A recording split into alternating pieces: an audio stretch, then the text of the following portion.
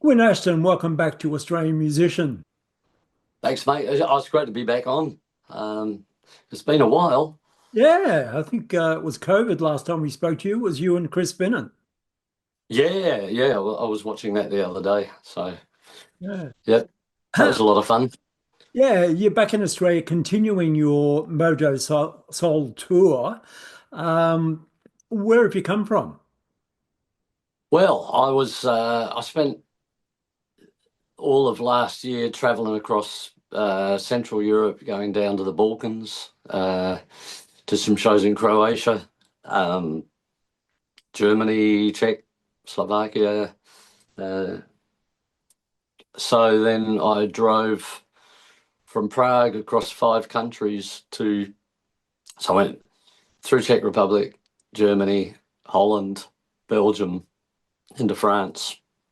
Took 2 days to drive um, into England and then drove up to Birmingham and caught a plane from Birmingham to Amsterdam to Singapore to Bali to Adelaide.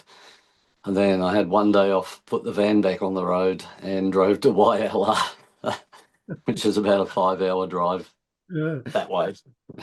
Do you Uh, do you still have checkpoint issues with passports in Europe, or is that a thing of the past?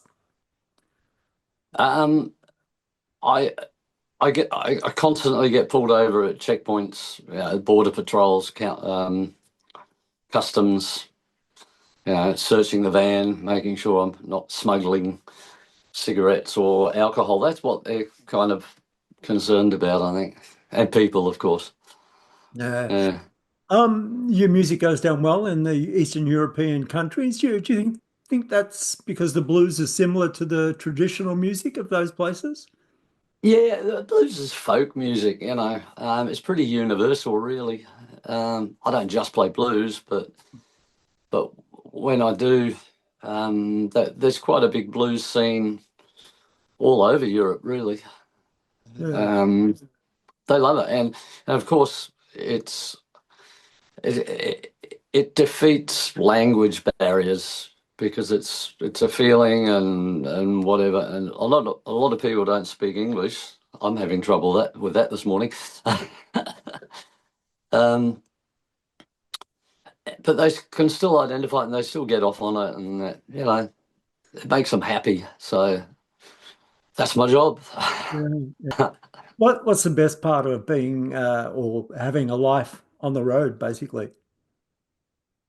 Sense of freedom, really. I mean, if I sit around the house and you start thinking about bills and just domestic sort of things, which I'm not into. I'd rather be on the road, sort of driving along, looking at kangaroos or something.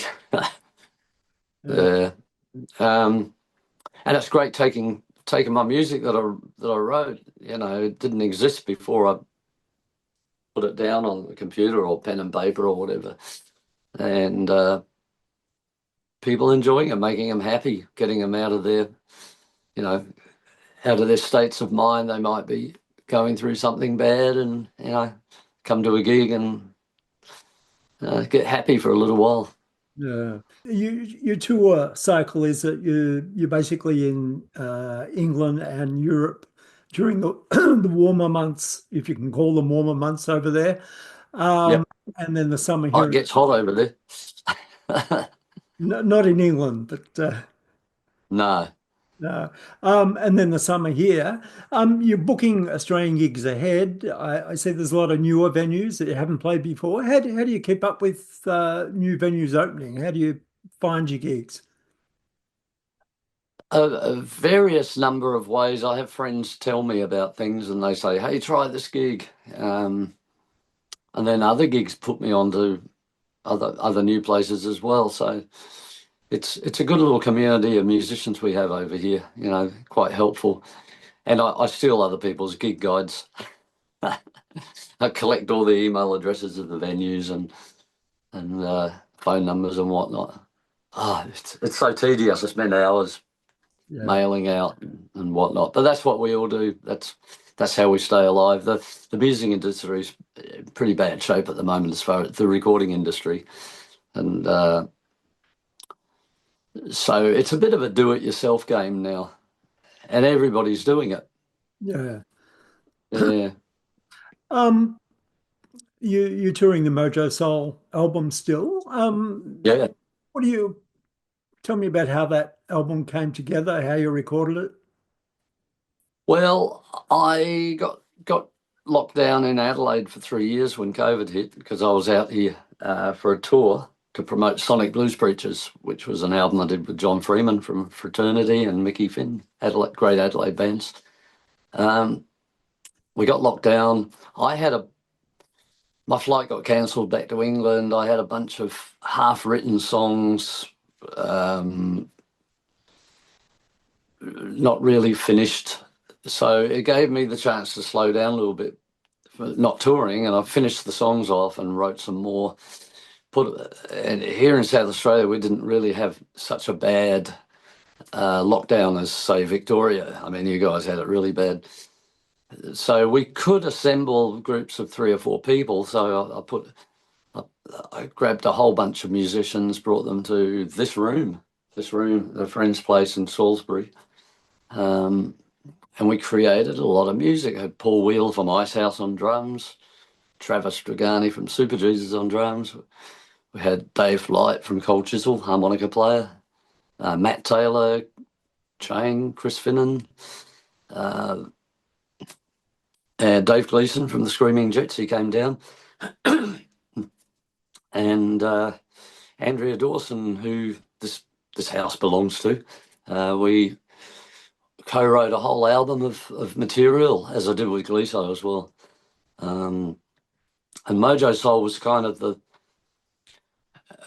I had all this band stuff, but I didn't have any solo stuff that I was actually out there on the road playing. So I just put that together in a couple of days, and it's an acoustic album. I played all the foot drums. I'd never played drums before, ever, never practiced or anything. And I just played foot drums, and I recorded it, microphones and stuff.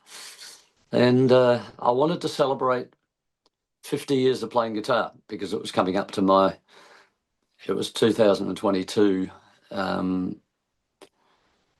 which was exactly 50 years to the day I released it on my birthday in 2022. So, yeah, I get a couple of years out of every album, which is pretty cool. One of the tracks on the album is called The Ballad of Gwyn Ashton. Yes. Why, after all these years, did you decide to write a song about your life? Well, you could get retrospective in that period of time. You're locked down. You get to thinking about your life and how it's come so far. And Chris Finnan was responsible for that title. He said, "You've got to call it The Ballad of Gwyn Ashton." I was going to call it The Ballad of a Bluesman, but he said, no, you've got to get your name on there because it's your life story. So it is my life story. I was born on the road in Wales. I had 28 schools. No, 21 schools, and we moved 28 times across Australia. So I lived in Perth, Whyalla, Adelaide, Sydney, Melbourne, everywhere. Yeah. So that's my life story in song up to, hopefully I'll have still a longer lifespan. Getting back to the recording, how did you go about recording your guitar parts? Okay. I had this guitar was the main thing for the album. That was my 1930 National Trailian, which is a beauty. That's 95 years old this year. I can't believe it. So I just had it refretted for the first time. I had a stereo ribbon microphone that I got from Stephen Sank, Talking Dog Transducers in Arizona. And his father invented the Grampian mic for RCA back in the 40s, 1947 or something. Okay. So he's kept the family tradition going. I wanted a stereo mic because one of my favourite albums is Chris Whitley's Dirt Floor album. And I love the sound of that. And it's very raw, recorded in a barn with a stereo ribbon microphone. So I thought, and at that stage, you couldn't really buy them unless you spent a lot of money.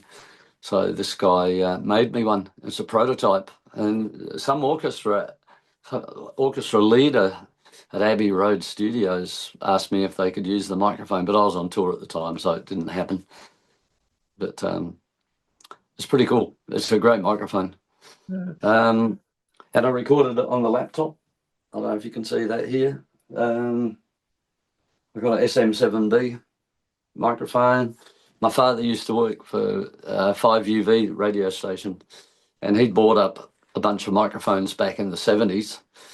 So he gave me a D12 AKG, a vintage mic. So I put that on the bass drum. And I had a couple of other mics on the snare drum and hi-hats.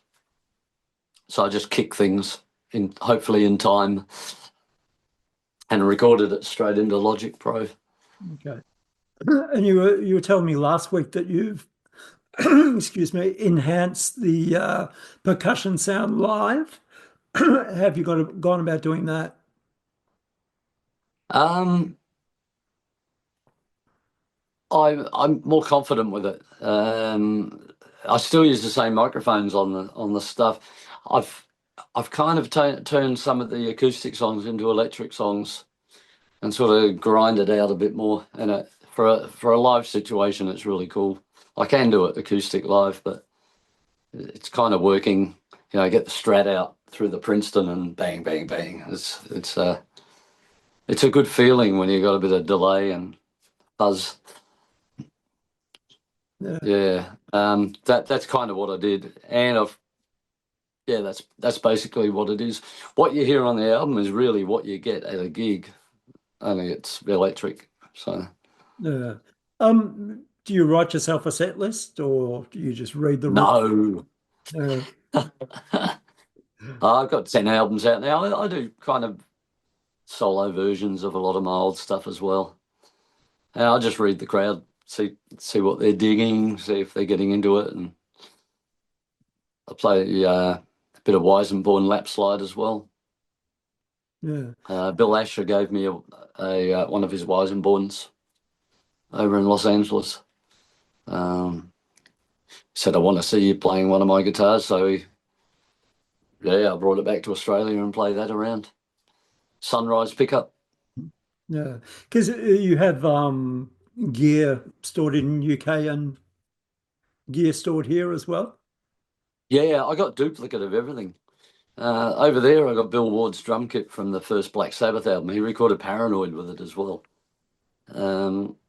Of course, I don't bring that with me. I've got an old Aussie bass drum. Can't remember what it is. But I've got duplicate stuff. I've even a duplicate 1930 National Triolian. Okay. This one's a walnut color. The other one's a mustard sort of thing, like Rory Gallagher used to have, and Chris Whitley as well. No, Rory had one like this. That's right. His was in better condition than this one, actually.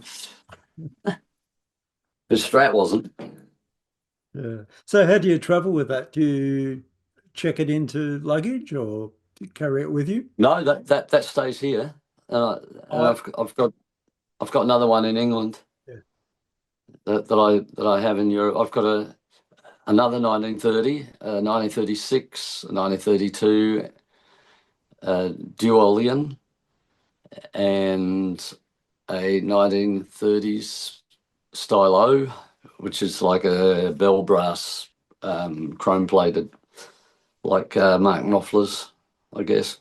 Sun House had one as well. Yeah. There's a quote on your tour poster from Johnny Winter saying of you that you're a true blues player. Did he tell you that directly, or did you hear it through somebody else? Well, I was the first gig I did with Johnny was in Corsica, and it was a guitar festival. And Paul Nelson, his guitar tech at the time, he ended up playing guitar with him. They've both passed away now, which is really sad. But Paul told me that's what he told Johnny told Paul, and he said when I was I was doing the gig with my band, and I always do a little bit of national guitar stuff in the set. And he said Johnny came out of the caravan backstage, and he had his laser guitar, and he was jamming with me backstage. Just well, not it was outdoors, so it was just behind the stage, backstage. And he said he'd never seen him do that before, so that's a bit of a compliment as well. Uh, But Paul told me that's what he said, and I said, "Wow, can I use that?" And he said, "Of course you can." I said, "Thank you." I wasn't aware that Paul passed away as well. That must have been recent, was it? Yeah, yeah. Last, well, mid last year, maybe early last year. Yeah. Yeah, he was a nice guy. Yeah. Yeah. I toured with Johnny through Germany. Um, I did a show in Sweden at a guitar festival, blues festival, and Paul got up and played with us, and Johnny was in the audience. He wasn't very well at that stage. Yeah. You know, he was getting better. Paul did a lot of good things for him, taking him to the gym and getting him sort of away from bad management and stuff. But yeah, I really miss that guy. It's very inspirational. Uh, One of my first heroes too. Yeah.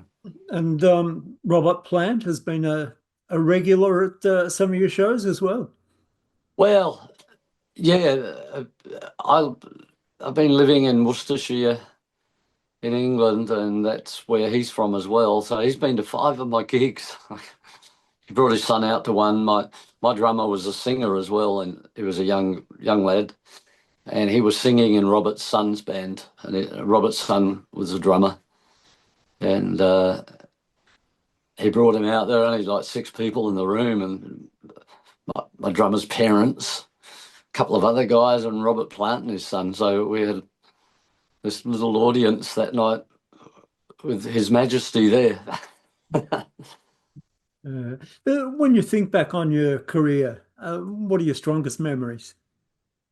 Um, all the great touring I've done, which I want to continue to do, but the 90s and early 2000s, I guess playing with Rory Gallagher's Band of Friends, recording with them, touring with Status Quo, a couple of shows with Buddy Guy, BB King, the Yardbirds, the Trogs, Slade, the Sweet, Peter Green, did some shows with Peter.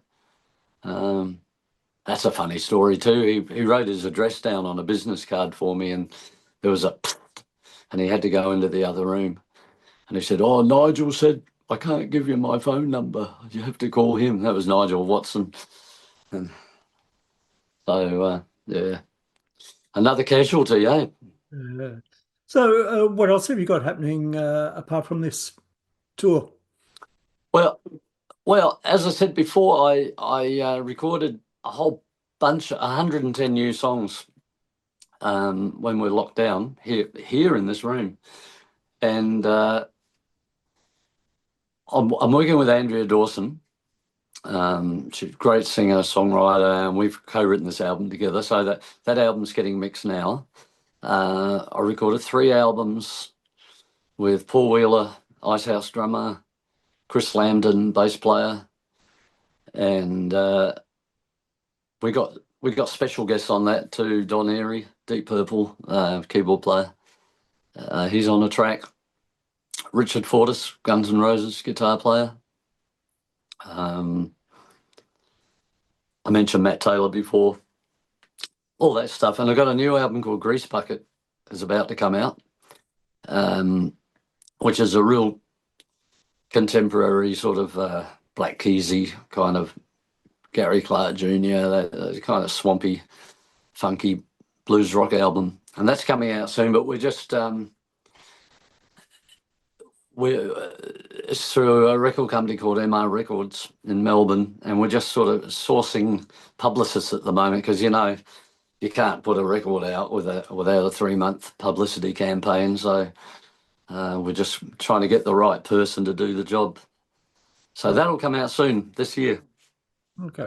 Another great project I've got happening at the moment is a duo with a great Czech violinist by the name of Jitka Vejsadová, and we just played a whole bunch of shows across Central Europe as well. Played a festival in Croatia, the Jerry Ricks Blues Festival, and she's kind of bluegrass and country and folk, so she's got me into a whole bunch of music that I'd listened to quite a bit in the past, but I hadn't really taken it in that much and studied it, and it's a great combination. It's fantastic. So we're recording some songs now for another album as well. So I've got lots of new music coming. Yeah. So what instrumentation do you play that matches what she's doing? I've got a Gibson Advanced Jumbo acoustic. So we kind of split the set in half. It's half acoustic and electric as well, because it gets pretty a bit Americana, I guess. It's quite a wide variety of sounds we got. So I'm really excited about it. She's a great player, and it's sort of giving me a different side of music, and so I'm writing a little bit differently as well. Excuse me. Yeah. So it's a hell of a lot of fun. Yeah. When do you think we would be able to hear some of that music? Well, we've been doing a bit of recording in Prague, and I'm going to finish it off here in this room because it's a famous room now. Yeah, pretty soon. We have to release it at the right time, you know. But it's exciting to have different directions sort of coming into your life. So I like that. So for people going along to a Gwyn Ashton show on this tour, Mhm. what are they in for? A shock. I might play in tune, you never know. I'm doing my one-man band thing. I have 7 guitars on stage. I've got a Weisenborn lap slide. I've got my National, of course. I've got 12 string that I tuned down to open B flat 7th for a couple of songs from Mojo Soul and a few new songs as well. And because I've lived all over Australia, there'll be special guests coming in and playing with me. And I don't even know who yet. It depends where I roll up and somebody says, hey, you know, you're in town, I'll come and see you. And then I'll get them up to play or whatever. I like to share the music around a bit. And it's good to play with people as well as playing on my own. Yeah. All right. We look forward to seeing you on the road, and it's been great to catch up again. Yeah, please come out if you're in the area. But I'm back from NAM. Yeah, yeah, yeah. Oh, I'm so jealous about that. I love going to NAM. Thanks for having me on the show. Much appreciated. All right. Thanks, mate.